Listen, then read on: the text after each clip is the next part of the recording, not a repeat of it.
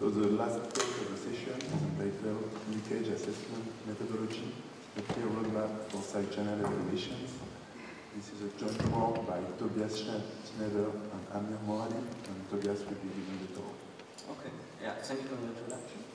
So in my presentation we will talk a bit more about the evaluation based on the t-test that was proposed by Webber Research and try to highlight some problems that can occur during the evaluation phase and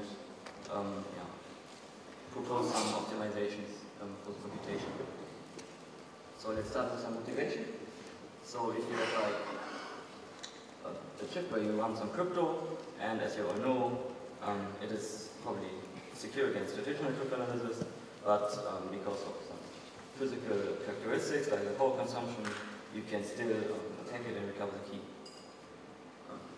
To harden your device against this type of attacks, there are various countermeasures, for example, masking and hiding. And now if you build a secure implementation, you maybe want to know how secure is my chip, or you want to send your hardened chip to an evaluation lab and they want to give you like a certificate how secure the chip is. Now the problem is here that you may want to look at your chip and try to answer the question how much leakage there is. But this is not actually that trivial to do correctly and completely focus on all possible attack vectors. So to counter this problem, there was also a workshop in 2011 to find a more easy and fast and standard way to perform this type of evaluation. And one of the evaluation methods that were proposed at that workshop is like based on the t-test. And we'll come to that in the rest of the talk. But first, maybe a more straightforward way to evaluate the security of the device is the attack-based testing, where you try different types of attacks with different intermediate values, with different leakage models, and if your device passes all the tests, then it's secure. The problem is here that, as you can see, there are a lot of different combinations, and each year there are maybe new attacks and new intermediate values, and you have to maybe test your device again against these types of attacks. So it's not that easy to do. Furthermore, it also requires a lot of expertise, depending on the hardness of the attack, and so it's not not the preferred way if we want to have like a standard evaluation technique. Like for the first evaluation, if there's some leakage at all in the device. So for that, you see I proposed a test based on the t-test, which tries to be independent of the architecture and the attack model, so that you can just run this test and see if there's any leakage at all. So it's based on the t-test, which makes it very fast and simple, and it's also versatile and can be used in some multiple cases. The problem is here that depending on the type of attacks that you do, tests that you do, you don't get any you don't get any information about the hardness of the attack actually, only that there may be a possible attack vector here. There's also some things that you have to consider in the evaluation phase, because sometimes the test may show you that there's some leakage, but in fact this is only a false positive and not really any exploitable leakage. Okay, now in our paper, the contribution was that we first tried to explain the statistical background in a hopefully more understandable way, because the t-test is used in a lot of papers, and maybe not all of the people have read the original papers and don't understand why they're actually doing these things and why they set the threshold to this level and so on, so we try to make it a bit more clear in this regard. Furthermore, in the original publications from Webber Research, higher order testing was only mentioned very shortly, and so we want to extend this discussion of extending the testing methodology to the higher order case. Furthermore, we also give some hints on how to design a fast and correct measurement setup, which delivers a low number of false positives, hopefully, in the end. And in the last part of the talk, I will talk about some optimizations that can be done in the analysis phase. So let's start with the statistical background on the t-test. So if we have like two populations and we take a sample from each population, then we want to decide if we can distinguish the means of the two populations. So we make the null hypothesis that the two population means are equal.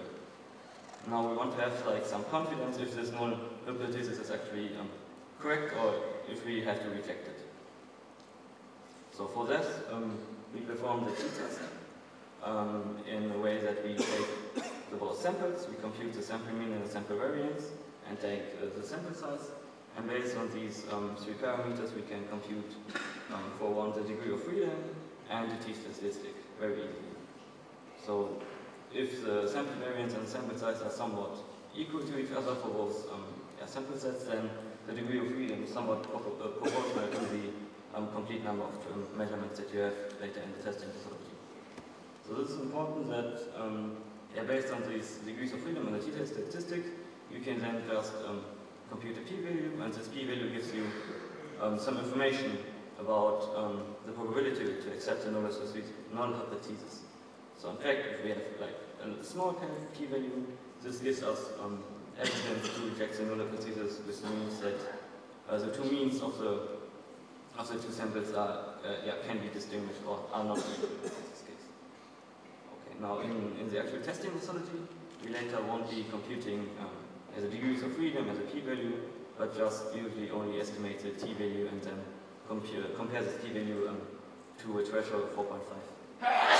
Now the threshold of 4.5 comes from the fact that if our degrees of freedom are larger than 1,000, so if we have more than a few thousand traces, and our threshold is over 4.5, then we have a very low p-value in each case, and we have a high confidence to reject the null hypothesis, and we can distinguish between the two sets regarding the mean. Okay. Now coming to the testing methodology, where this t-test that I presented before is used in a side-chain evaluation, which was proposed by cryptographic research. Now starting with a specific t-test. So on the one hand, you have your measurements with an associated data di, and in this type of test, you know the key beforehand, so you can partition your traces in a correct way. So if you choose like some function, for example a bit, and if this bit is 0, you put it in one set, Q0, and if it's 1, you put it in the other set, Q1. And now you compute the t-value based on these Q1 and Q0. And if you do it in the univariate case, you do it for each point separately, for example, and then you get like a t-trace if you've seen before.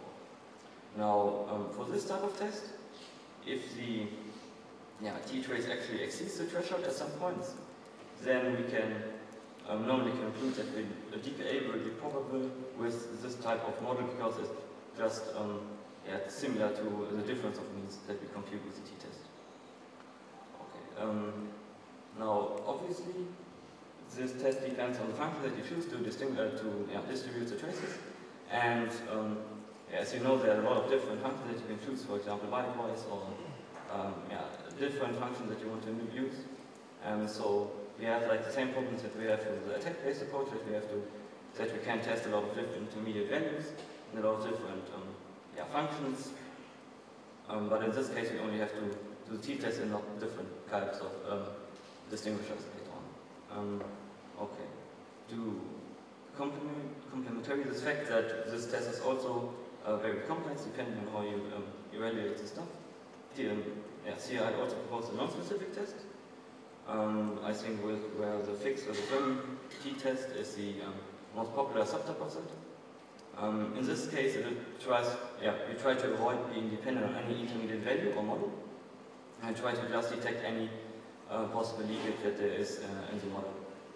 So in this case, you have, instead of having your traces with each with different data di, you have one set of traces for which have a fixed associated data, so all with the same plain text, for example, and in the other case, you have all with a random plain text.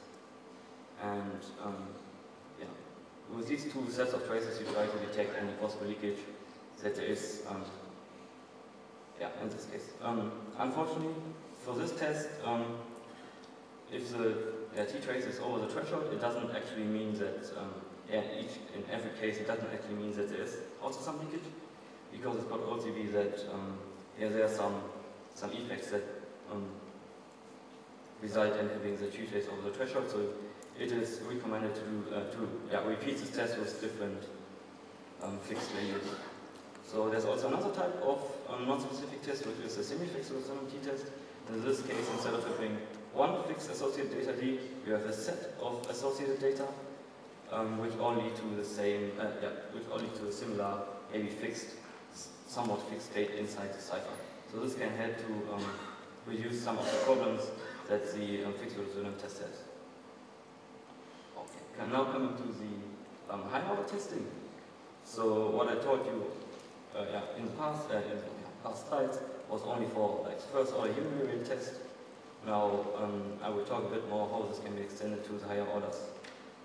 So as we heard in the previous talk, if you masking is a countermeasure, and you mask a sensitive value, maybe with the shares S1 and S2, and if you have a software implementation, these shares are probably processed at different time instances. For example, share 1 is processed here, and S2 is processed here.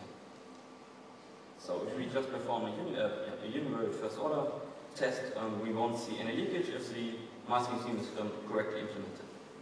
Now, to actually test the security of these scheme, we have to also perform maybe a bivariate second order attack.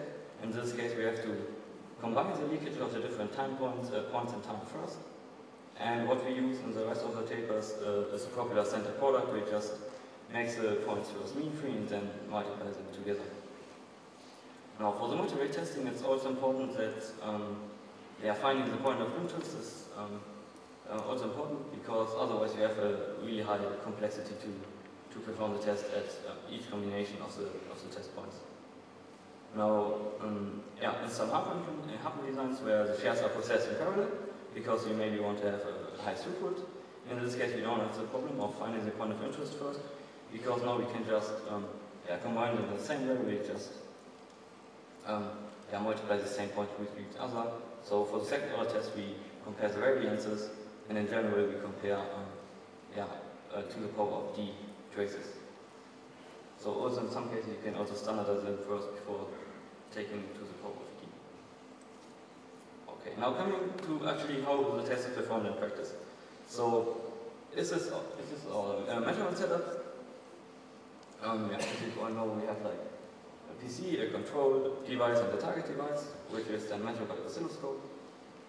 There are like two different things that you have to consider maybe when you're performing the test. So the first one is that if possible, the order of the fixed and the random inputs should be random as well. Because otherwise, if you have like a fixed order, like first fixed and random, then fixed and then random again, the initial state of each random input will be fixed, but the initial state of every fixed random input will be random again. So maybe you have like some leakages based on this initial state, and that won't be maybe exploited. So it would be good if you make sure that the order is actually random, so that each encryption has also random initial state.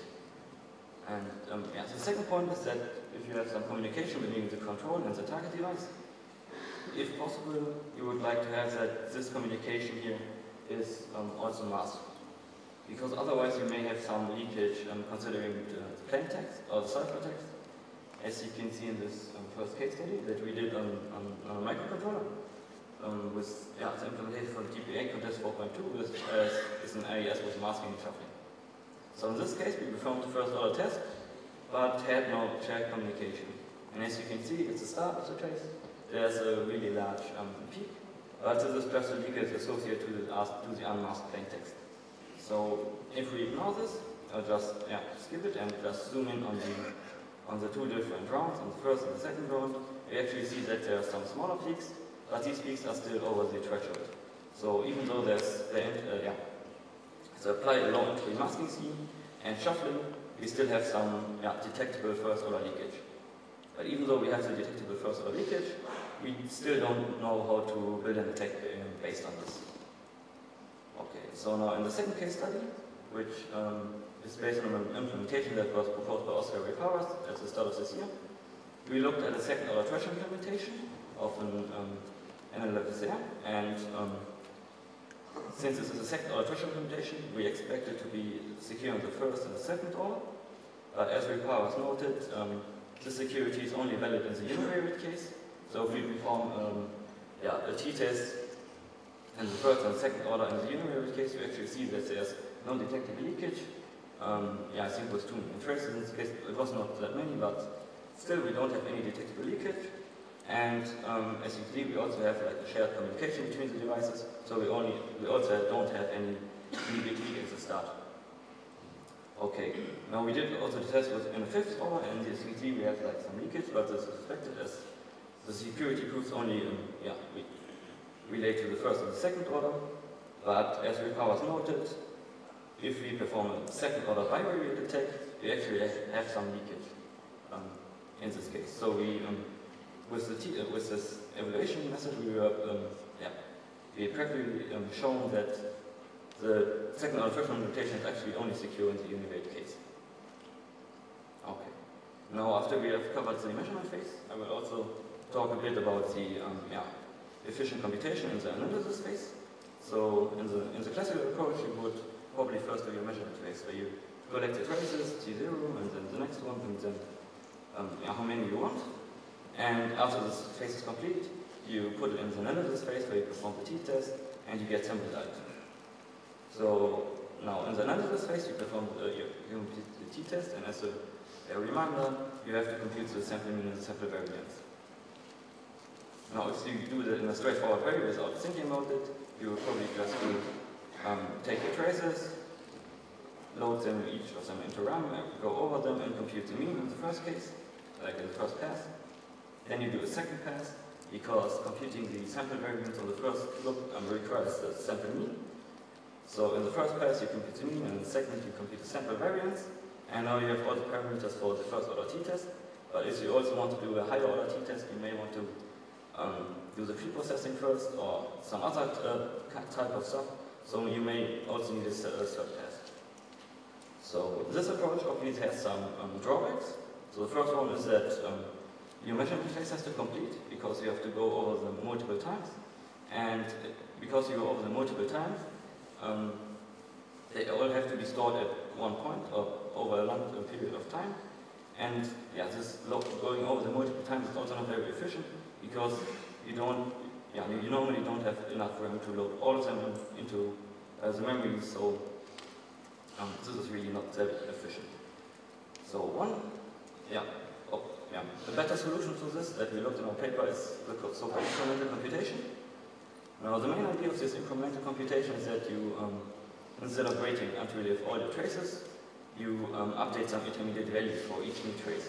So if you have the first trace, you go over that, you compute some intermediate values from which you can easily derive the mean and the sample variance, and then you get the second trace, you do that again, you update your values, and you do that until until all the traces you have.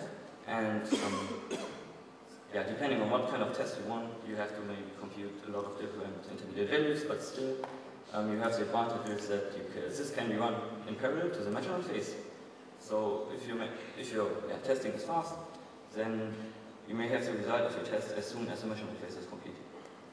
And the second advantage is that you don't have to store the measurement at once. You can just, after you update your value, you can store them away. So if you have 1 billion traces and this like 3 terabyte, you don't have to actually store them in 3 terabyte. And one other advantage is that can you load the traces, that you only load each trace once, so you don't have these memory overheads that you have with the classical approach. Now the problem is here that what kind of intermediate values do I want to compute, and how can I update them in the process? So we will talk about 2 approaches in our paper. So the first one is using the raw moments. So this is like a straightforward approach to this incremental computation, where you compute the raw moments. And based on these raw moments, for example, M1 and M2, the first 2 raw moments, you can compute the sample mean and sample variance very easily. And depending on your order of your test, you may have to compute additional moments. So if you want to do the first to the 5th order test, in the univariate case, you have to compute M1 to M10. Now, Now our evaluation looks like this. For each trace we compute M1 and M10 and update them accordingly. And at the end we can use this M1 to M10 to perform the test and get the result. But what we also can do in the process before, we can also, at each point in time where each trace was updated before, we can compute the t-test before, and maybe we can get the development of the t-test over the number of traces, which is also very nice. And another advantage is that it's very easy to find formulas for that because it's just a sum to the power of something. But this has a problem that these values also get, depending on the order that you want to perform, get also very big. That can lead to numerical instabilities for a large number of traces. So we did some simulations for that. So with 100 million traces, as you can see, for the first order it's still okay. But in the second and the third order we also get some problems in the later digit, and for the fifth and for the fourth and the fifth order, the variance is negative, which cannot be the case because the variance is always positive. So to counter this fact that there are numerical problems, we also propose a second approach, which is based on the central moments. So these central moments are actually centralized. So the different intermediate values won't get so big and don't suffer from these numerical problems. And the problem is here that it's not that easy to find the formulas. And also for the multivariate test, you have to also consider that the different points have different means. So it's not really that easy, but it can be done. But I won't bore you with all of the formulas, so you can just look at the paper, and there you find the formulas for arbitrary orders for the test at arbitrary orders. Now, if you look at the same example, as you can see, we may have some slightly higher computation effort because the formulas are more complex, but you also get less numerical problems. So, as you can see, it is exactly the same as for the tree-pass approach. Okay, now I will just shortly come over the parallelization. So if you have the trace, it is easily possible to just compute for each point separately these intermediate values. So you can just put each point in the thread if you have enough threads and compute them in parallel. But it's also possible to compute each trace in parallel in different sets. But in this case, you have to combine your intermediate values with different formulas, but you also will find them in the paper. For maximum parallelization, you can also combine these approaches. And as an example, for example, where you want to do the first 5-order t-test, in the univariate case with 100 million traces, we were able to do that in 9 hours. It was like 24 hypothetical. Okay, now coming to my conclusion. Maybe first some recommendations about the testing methodology. So if you have a device in the test with a masking countermeasure, so you can realize mask communication, you may want to use the fixed versus random test as the first evaluation method.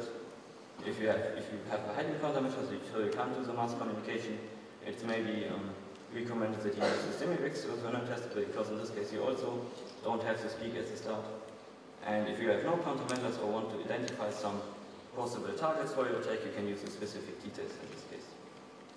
So now in my talk, so what I said was the testing based on t-cells is simple and fast, as you've seen, and it became popular in recent years, at least in academia. But also as from some industry guys that also use it. Now the things to consider in the evaluation process that you have like a caloric measurement phase, and that the analysis phase can be strongly optimized if you want to have that, and the higher order testing is also easily possible. Of course, I didn't really come into all aspects of evaluation, so you have to have correct alignment, and maybe signal processing is also helpful at the start, and also the finding point of interest may be also a bit more complicated. So in the future work, I will probably work on some implemented formulas. So we also have a paper on eQuant where we do the same for CPA and MCP DPA and MCC DPA. So if you're interested in that, you can check it out if you want to read it. Thank you for listening.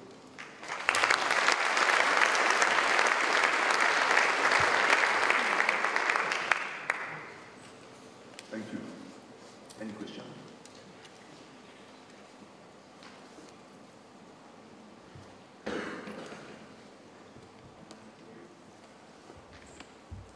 Hello. So you said for the multivariate case, you need to know where the points are. And if you don't know, you have to test them all, or? Yeah, if you don't know, you have a high complexity to test them, right? Yeah, so you don't have any tricks to find no, the other points. Okay. No, that was not part of our paper. There are like some methods that have been posted. Okay, thanks.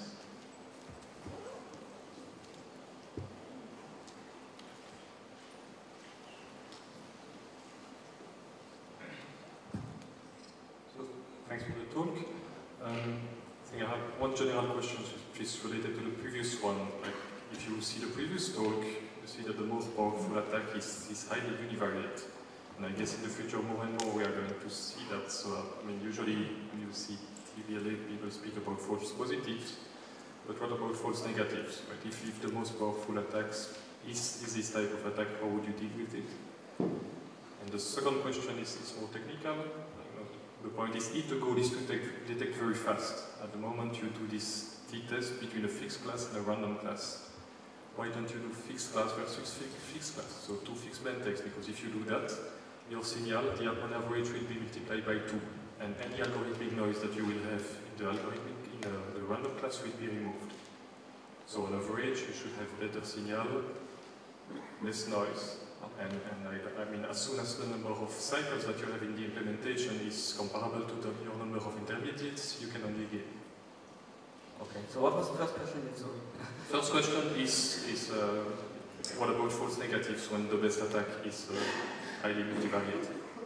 Okay, so yeah, of course, maybe it shouldn't be the only test if you don't have any, don't see any leakage in t-test, you probably should also perform some other tests to actually be sure that you don't have any false negative.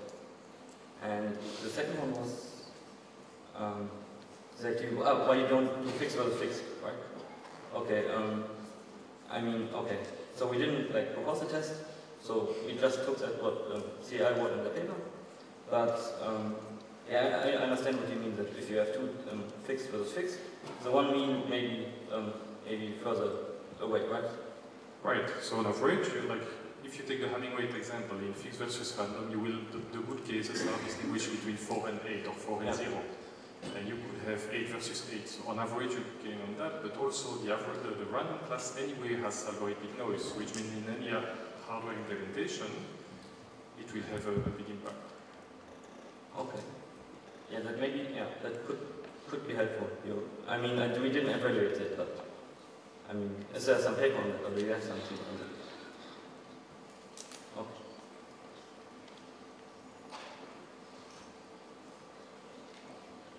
Any other question? Okay, so let's thank Tobias again and hold the speaker invitation.